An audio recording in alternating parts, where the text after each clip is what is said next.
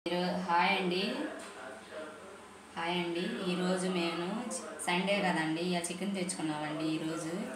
ఈ చికెన్ని నా స్టైల్లో ఎట్లా చేయాలనుకుంటే, చికెన్ వేసి బౌల్లోకి చికెన్ తీసుకొని దాంట్లో ఉప్పు, కారం, అల్లం చిన్నులపాయల పేస్టు, చెక్క లవంగాల పొడి, పెరుగు వేసి కలిపి ఒక గంట సేపు నానబెట్టుకొని నూనె కాగిన తర్వాత పేస్ట్ అండి.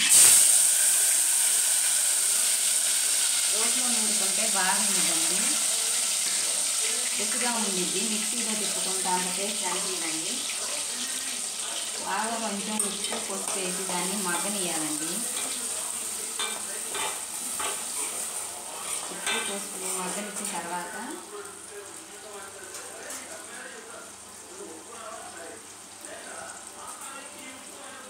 చికెన్ వేసుకోవాలండి.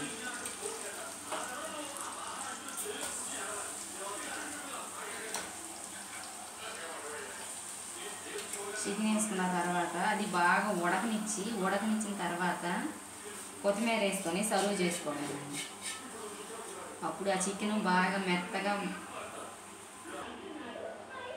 నా స్టైల్లో చికెన్ అయిపోయిందండి. ఇట్లా వాడుకోండి, ఒకసారి ట్రై చేయండి.